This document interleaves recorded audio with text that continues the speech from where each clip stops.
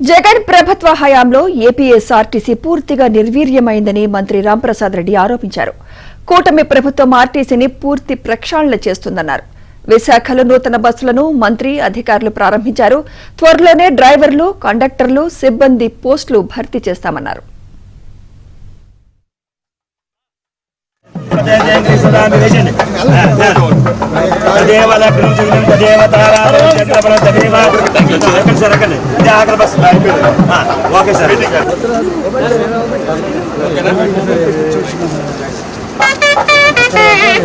ఎన్నికల ఆరోగ్యం చేయాల్సిందిగా కోరుతున్నాం. వారికి మోస్ట్ వెల్కమ్ సార్. ఈరోజు విశాఖపట్నంలో మాకు చాలా ఆనందం. మన పొరుగు రాష్ట్రాలైన తెలంగాణ, తమిళనాడు, కర్ణాటక అలాగే ఢిల్లీలో కూడా ఈ కార్యక్రమం చేపడుతున్నాం.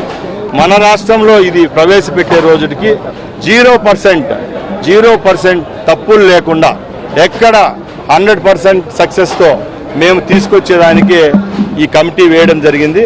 తప్పకుండా అధ్యయనం చేసిన తర్వాతే ఈ కార్యక్రమాన్ని రాష్ట్రంలో ప్రవేశపెడతాం. మిగతా రాష్ట్రాల్లో కూడా లేని విధంగా శభాష్ అనిపించుకునే విధంగానే మహిళామూర్తులందరూ రుణం తీసుకునేదానికి ఈ కార్యక్రమం ముందుకు తీసుకెళ్తాం.